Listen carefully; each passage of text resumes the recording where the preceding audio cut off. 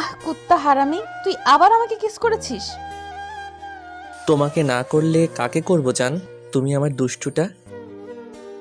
যাকে ইচ্ছা কর, রাস্তার পাগড়িটাকে কর, বাসার কাজের মেয়েকে করে তোর যতগুলো ক্লাসমেট আছে তাদের কর, তারপর আমাকে করবি না।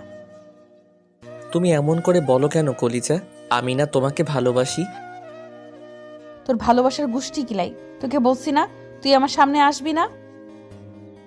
তুমি তো জানো আমি একটু নির্লজ্জ, বেহায়া টাইপের, তাই তোমাকে ভালোবাসি বলে বারবার তোমার সামনে আসি। তাহলে তুমি কেন আমাকে দূরে সরিয়ে দাও বলো? সেটা বুঝতে পারিস না কারণ আমি তোকে ভালোবাসি না বলেই তোকে দূরে সরিয়ে দেই। কিন্তু কেন? কারণ তুই আমার থেকে জুনিয়র, তারপর আমার ছোট ভাইয়ের বেস্ট ফ্রেন্ড।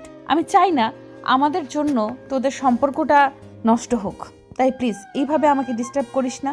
আমি চাই না আমাদের মাঝে সম্পর্ক হোক। আর তাছাড়া কি তুমি অন্য কাউকে ভালোবাসো নাকি তোমার বয়ফ্রেন্ড আছে বলো, যার জন্য আমাকে ভালোবাসতে পারবে না? আমি তোকে এইসব কৈফিয়ত দিতে বাধ্য নই। আর তুই কি ভালো করেই জানিস আমি প্রেম ভালোবাসা পছন্দ করি না, তাই আমি চাই না তোকে ভালোবাসতে। প্লিজ আমাকে ডিস্টার্ব করিস না, তাহলে কিন্তু আমি আকাশকে সবটা বলে দিতে বাধ্য হব। তোর বন্ধু জানতে পারলে কিন্তু অনেক বেশি কষ্ট পাবে। তুই কি সেটা চাস বল? আমার বন্ধু জানতে পারলে কষ্ট নয়, অনেক বেশি খুশি হবে, কারণ সে জানে তার বন্ধু কত ভালো একটা ছেলে। জান, তুমি একটা কথা বলো তো, তুমি আমার থেকে ভালো ছেলে আর এই সারা শহরে খুঁজে পাবে বলো? চাই না তোর মতো ছেলে আমার। তোকে বলছি না তুই আমাকে ডিস্টার্ব করবি না, তারপরও কেন ডিস্টার্ব করিস? আমি তোকে ভালোবাসি না, কেন বারবার আমাকে ডিস্টার্ব করিস? অসহ্য লাগে আমার। বেশি ভালোবাসি তো সেটা প্রকাশ করেছি, তাই তোমার কাছে এখন অসহ্যের কারণ হয়ে গেছি। চিন্তা করো না, একটা সময় তুমি আমাকে অনেক বেশি ভালোবাসবে আর আমাকে এত বেশি নিজের লাইফে চাইবে যেটা তোমার কল্পনাতেও নেই। শোন, তোর মতো একটা পিচ্চিকে আমি কখনোই ভালোবাসবো না। তোর এটা ভুল ধারণা। তুই যদি বারবার আমাকে ডিস্টার্ব করতে থাকিস, তাহলে তোর বাসায় পর্যন্ত আমাকে বলে দিতে হবে। সেটা কি খুব ভালো হবে বল? তাতে তোর আর আকাশের মধ্যে সম্পর্কটা নষ্ট হয়ে যাবে। আমি চাই না তোদের বন্ধুত্বটা নষ্ট হোক, তাই এখনো কাউকে কিছু বলিনি। তোমাকে কিছু বলতে হবে না, তুমি তো আমাকে ভয় দেখাচ্ছ। আকাশে জানতে পারলে রাগ করবে, তাই তো? আমি আজকে আকাশকে বলে দিব। তোকে কিছু বলতে হবে না, আকাশ খুব ভালো করেই জানে তুই কেমন আর কি, সেটা ও আজকে বেশ ভালোভাবেই বুঝতে পারবে। মানে তুমি কি বলতে চাইছো? বাপ্পি কথাটা শেষ করার আগেই আকাশ আড়াল থেকে বেরিয়ে এলো আর বাপ্পির সামনে দাঁড়ালো। বাপ্পি আকাশকে দেখেই অবাক হয়ে গেল, তারপর একটু হাসার চেষ্টা করলেই তখন আকাশ ঠাস করে ওর গালে একটা থাপ্পড় মেরে দিল। তারপরও বাপ্পি আকাশের দিকে তাকিয়ে একটা মুচকি হাসি দিয়ে বলে, এটা কি ছিল? তুই কি আমার সাথে মজা করছিস? তোর এরপরও মুখ দিয়ে কথা বেরোচ্ছে আর তুই কি বলছিস আমি মজা করছি? তোর আমাকে দেখে কমেডিয়ান লাগছে? আমি কোনো মজা করার মুডে নেই। তোর কাণ্ড দেখে আমি অবাক হয়ে যাচ্ছি যে কিনা তোর বড় বোনের মতো তার পিছনে তুই এভাবে পড়ে আছিস। শেষ পর্যন্ত কিনা আমার বোনটাকেই তোর চোখে পড়লো, অন্য কারো পিছনে এরকম ফ্ল্যাট করতে পারলি না, তার পিছনে টাইম পাস করতে পারলি না, তাহলে আমার বোনটাকে তোর পছন্দ হলো? আকাশ, বোঝার চেষ্টা কর, আমি তোর বোনকে ভালোবাসি। ঈশিতা, তুমি বলছো না কেন আমি তোমাকে ভালোবাসি? আর তুই হয়তো আমার সাথে মজা করছিস, তাই না? দেখ দোস্ত, আমি সত্যিই বলছি তোর বোনকে ভালোবাসি। আর এসব ঠিকই বলছিস, আমি ফ্লার্ট করতে যাব কেন? সত্যি অনেক বেশি ভালোবাসি। একদম চুপ, তোকে বলছি না আর একটা বাজে কথা বলবি না। আপু তোর বোনের মতো, আর তুই কিনা শেষ পর্যন্ত তার সাথে এসব, ছি, আমার ভাবতে অবাক লাগছে। তুই এমনভাবে বলছিস মনে হয় বন্ধুর বোনকে মানুষ বিয়ে করে না, তাদের সাথে সম্পর্ক হয় না। আর তাছাড়া তোর বোন তো আর আমার আপন বোন নয়, আর ভালোবাসায় কোনো বয়স ফ্যাক্ট করে না। তাহলে তুই এমন করে বলছিস কেন? আসলে তোর মাথাটা খারাপ হয়ে গেছে। যেখানে আপু তোকে ভালোবাসে না সেখানে তুই বারবার এসব কথা বলছিস। হ্যাঁ, তোকে যদি ভালোবাসতো তাহলে তোর ভালোবাসাটার একটা যুক্তি ছিল, কিন্তু তুই একতরফাভাবে ভালোবাসিস। শোন, এরপর আর তুই আমাকে ডিস্টার্ব করবি না, তাহলে ভুলে যাব তুই আমার বন্ধু। আমার থেকে খারাপ আর কেউ হবে না। অন্য কেউ ভালোবাসলে তোর বোনকে সেটা কারোর জন্য অন্যায় ছিল না। আমি তোর বোনকে ভালোবেসেছি, সেটা আমার জন্য অন্যায় হয়ে গেছে। বুঝতে পেরেছি, তুই যখন আমার বন্ধুর আরেকটা বন্ধুর বোনকে ভালোবেসেছিলি তখন সেটা তোর জন্য দোষ ছিল না। তাই তো এখন আমি তোর বোনকে ভালোবেসেছি, সেটা অন্যায় হয়ে গেছে। তোদের এরকম কাণ্ড দেখে আমি অবাক হয়ে যাচ্ছি। আমি না তোর বেস্ট ফ্রেন্ড? আমি দাঁড়িয়ে থেকে তোর আর মিলির প্রেমটা করিয়ে দিয়েছি, আর তুই কি না শেষ পর্যন্ত আমার সাথে এরকম একটা মিসবিহেভ করলি। আমার ভাবতে অবাক লাগছে আকাশ। তোর যা ভাবার তুই ভাব, কিন্তু শোন, এরপর থেকে আমার বোনকে ডিস্টার্ব করবি না, তাহলে এর জন্য আমার থেকে খারাপ আর কেউ হবে না। আর আপুও যদি একটা বারও তোকে ডিস্টার্ব করে তাহলে তুই আমাকে বলিস, আমি ওকে দেখে নিব। বাহারি বন্ধু, বাহ, ভালোবাসলে যে কষ্ট পেতে হয় আর বন্ধুত্বের প্রতিদান মানুষ এইভাবে দেয়, আজকে সেটা জানতে পারলাম। বন্ধুর বড় বোনকে ভালোবেসেছি বলে সেটার প্রতিদান হিসেবে তুই আমাকে এইভাবে পর করে দিলি। ভালো। আকাশ আর বাপ্পির সেদিন প্রচণ্ড পরিমাণে কথা কাটাকাটি হয়। এক পর্যায়ে ঝামেলা বাড়াতে গেলে তখন ঈশিতা ওর ভাইকে নিয়ে সেখান থেকে চলে যায়। বাপ্পি ভাবতেও পারেনি আকাশ এমন করে সিন ক্রিয়েট করবে। বাপ্পির বিশ্বাস ছিল আকাশ হয়তো সবটা জানার পর বিষয়টা মেনে নিবে, কিন্তু এমন করে সিন ক্রিয়েট করবে সেটা ধারণার বাইরে ছিল। এরপরও আকাশ ঈশিতা আর আকাশের সাথে কথা বলার চেষ্টা করে।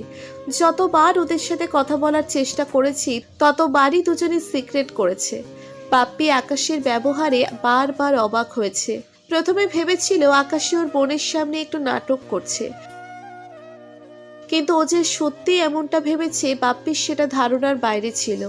বাপ্পি আকাশকে বোঝানোর চেষ্টা করে ওর বোনকে কতটা ভালোবাসি, কিন্তু আকাশ ওর উপর প্রচণ্ড পরিমাণে রেগে আছে। বাপ্পি বুঝতে পারছে না বন্ধুর বোনকে ভালোবাসাটা কি ওর জন্য অন্যায় ছিল নাকি। তারপর যতবার বাপ্পি ঈশিতার কাছে গিয়েছে ও ততবারই বাপ্পিকে অপমান করেছে, ছোট করেছে, সবার সামনে গায়ে হাত তুলেছে। তারপর প্রচণ্ড পরিমাণে অপমান করায় বাপ্পি সেদিন ওকে বলেছিল,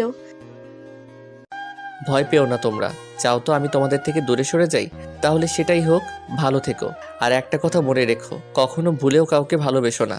তাহলে আমার মতো যদি তোমাকেও সেই মানুষটা অবহেলা করে না, তাহলে এই কষ্টটা না তুমি সহ্য করতে পারবে না। কারণ তুমি খুব আদরের তো। আর ভয় পেও না, তোমার সামনে আর ভুলেও আসবো না। বাপ্পি সেদিন অনেক কষ্ট পেয়েছে আর নিজেকে দূরে সরিয়ে নিয়েছিল, ভেবেছিল সবকিছু শেষ হয়ে গেছে।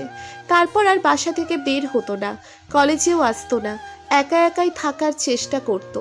আস্তে আস্তে সবার থেকে কেমন আলাদা হয়ে গিয়েছিল, কেমন নিঃসঙ্গতাটা ওকে চারিদিক থেকে ঘিরে ধরেছিল। তারপর একটা সময় এতটাই একাকিত্ব অনুভব করতেছিল যার জন্য নিজেকে ঘরবন্দি করে ফেলেছিল, নিজেকে রুমের মধ্যে আটকে ফেলে। বাপ্পি দুইটা মানুষের অবহেলা মেনে নিতে পারছিল না। দুইটা ভালোবাসার মানুষ এভাবে ওকে পর করে দিয়েছে, দূরে সরিয়ে দিয়েছে। আপন মানুষগুলো যখন মানুষকে দূরে সরিয়ে দেয় না, তখন মানুষের কাছে সেই কষ্টের থেকে অন্য কিছু হতে পারে না।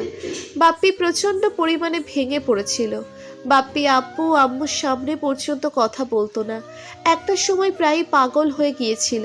তখন আব্বু আম্মু বুঝতে পারে কি জন্য বাপ্পির এরকমভাবে পাল্টে গেছে। তাই ওরা ঈশিতার আকাশের সাথে কথা বলে, কিন্তু আকাশ বাপ্পির বাসায় আসতে নারাজ। তখন আব্বু আম্মু অনেকটা ভয় পেয়ে গিয়েছিল।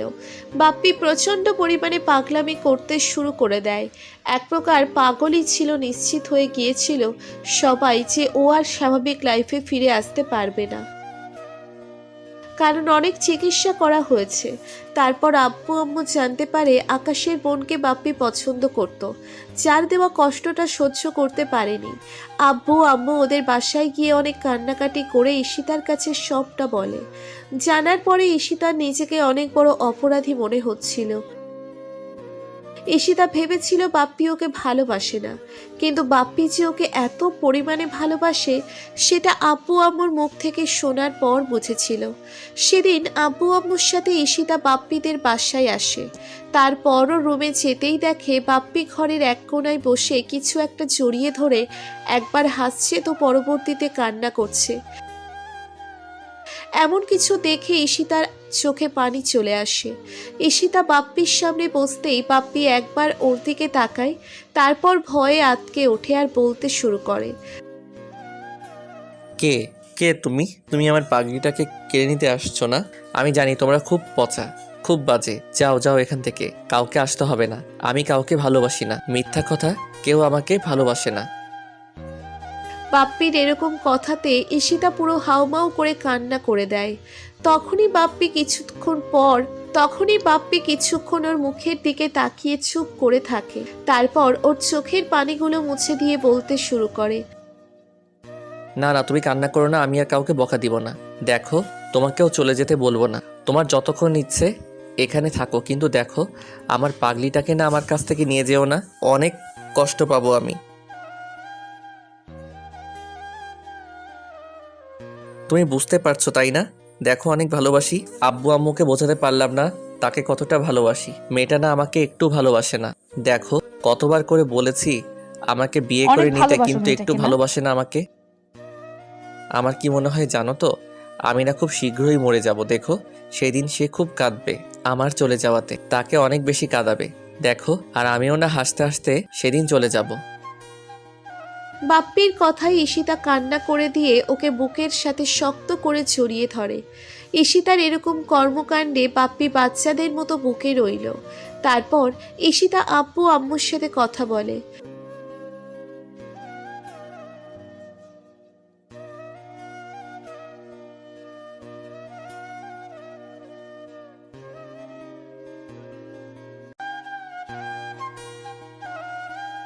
আঙ্কেল আন্টি তোমরা চিন্তা করো না, আমার জন্যই যেহেতু তোমাদের ঈশিতার ছেলেটার এই কথাতে অবস্থা আব্বু হয়েছে, আম্মু অনেক আমি বেশ তোমাদের অসুস্থ ছেলেটাকে স্বাভাবিক হয়েছিল। লাইফে ফিরাবো। তারপর দরকার ঈশিতা পড়লে ওকে আকাশকে বিয়ে করে বিষয়টা নেব। গিয়ে বললে যতদিন অবধি না ও সেদিন সুস্থ হবে আকাশের এরকম ততদিন কথা অবধি এই শুনে দায়ভার আর আমার। দূরে থাকতে এখন থেকে আমি পারেনি। রোজ ওর পাশে বাপ্পি থাকবো। আকাশকে দেখে অনেকটা ভয় পেয়ে যায়, ওর থেকে মুখ ফিরিয়ে নিয়েছিল আর দূরে সরে যাচ্ছিল। তখন আকাশ ওকে জড়িয়ে ধরে কান্না করে দিলে বাপ্পি কেমন যেন শান্ত হয়ে যায়। আকাশের সাথে কথা বলার চেষ্টা করে, কিন্তু বাপ্পি কোনো কথা বলছিল না। হয়তো প্রিয় মানুষগুলোর দেওয়া কষ্টটা সহ্য করতে পারেনি, তাই এভাবে উন্মাদ হয়ে গেছে। তো 6টা মাস বাপ্পি এরকম পাগলামি করেছে। তারপরও ঈশিতা একটি বারের জন্য ওর কাছ থেকে সরেনি। আর ঈশিতা ওর পাগলামিটা দেখতে দেখতে ওর বাচ্চামির স্বভাবের জন্য প্রচণ্ড পরিমাণে ভালোবেসে ফেলে। ঈশিতা বুঝতে পারে বাপ্পিকে ছাড়া থাকা ওর জন্য কষ্টের, তাই ওকে বিয়ে করতে চাইছিল। তারপর বাপ্পি সুস্থ হয়ে গেলে আর ঈশিতার সাথে দেখা করছিল না, আর কথাও বলছিল না। বাপ্পি যেদিন মনে পড়ে ঈশিতার জন্য ওর এই অবস্থা হয়েছিল, সেদিন থেকেই বাপ্পি ওকে ইগনোর করতে শুরু করেছে। আর এখন এত বেশি ইগনোর করে যার জন্য প্রত্যেক দিন কান্নাকাটি করে। বাপ্পি ভাবে পৃথিবীতে সত্যিকারের ভালোবাসা বলতে কিচ্ছু নেই। আর ঈশিতার এরকম কাজের জন্য বাপ্পি ওকে কৃতজ্ঞতা জানিয়েছে আর বলেছে ও যদি না চায় তাহলে এখান থেকে চলে যাবে। এভাবে একটা মাস কেটে গেছে আর ঈশিতা এখন আর বাপ্পির অবহেলাটা নিতে পারছে না। তারপর শেষ যেদিন ঈশিতা কান্নাকাটি করে বাপ্পিকে ভালোবাসার কথাগুলো বলছিল, সেদিন বাপ্পির খুব খারাপ লাগছিল। ভাবে ও বিয়েটা করে নিবে, তাই বাসায় এসে আব্বু আব্বুকে হ্যাঁ বলে দেয়। ঈশিতা সেদিন অনেক বেশি খুশি হয়েছিল সবটা জানার পর। আর বাপ্পি ভেবেছে ভালোবাসে যে মানুষটা ওর জন্য এত করলো, তাকে দূরে সরিয়ে দেওয়াটা ঠিক হবে না। শেষ হলে সে ভালোবাসাটাই আবার সামনে প্রকাশ পাবে, তাই দূরে সরিয়ে দেওয়াটা, কষ্ট দেওয়াটা ঠিক হবে না। যথারীতি 7 দিন পর বাপ্পির ঈশিতার বিয়েটা বেশ ধুমধামে শহীদ হয়ে যায়। বাপ্পি বাসর ঘরে ঢুকতেই ঈশিতা এসে ওর পায়ে হাত দিয়ে সালাম করলে বাপ্পি বলতে শুরু করে। সালাম করতে হবে না, আপনি আমার থেকে সিনিয়র। তাছাড়া আপনাকে আমি বিয়েটা এই জন্যই করেছি যে আপনি কান্নাকাটি করতেন, পাগলামি করতেন। আপনার কাছে আমি অনেক কৃতজ্ঞ, তাই বিয়েটা করেছি।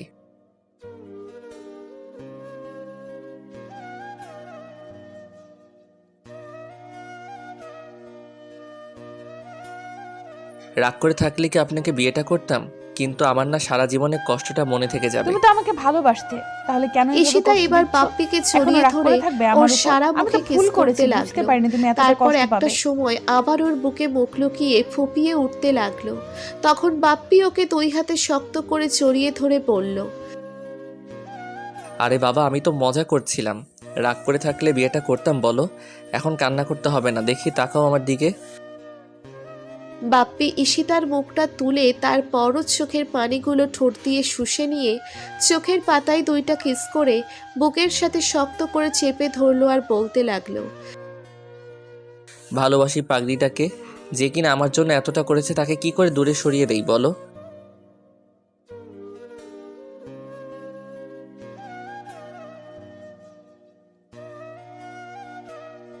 ভালো তো সেই কবে থেকে বেসেছিলাম, আদর দিয়ে ভরিয়ে দিতে চেয়েছিলাম, তুমি আমার কাছে আসোনি, দূরে সরে থাকতে চেয়েছিলে, আর কখনো কিন্তু আবার কষ্ট আমার দিবে না তো? পাগলামিতেই ভুল আমার বুঝে কাছে দূরে এসেছিলে। সরিয়ে দিবে না তো? আজ ভয় পেও না, আমাকে অনেক এইভাবেই বেশি ভালোবাসবে ভালোবাসবো তো এখন থেকে। সবসময়?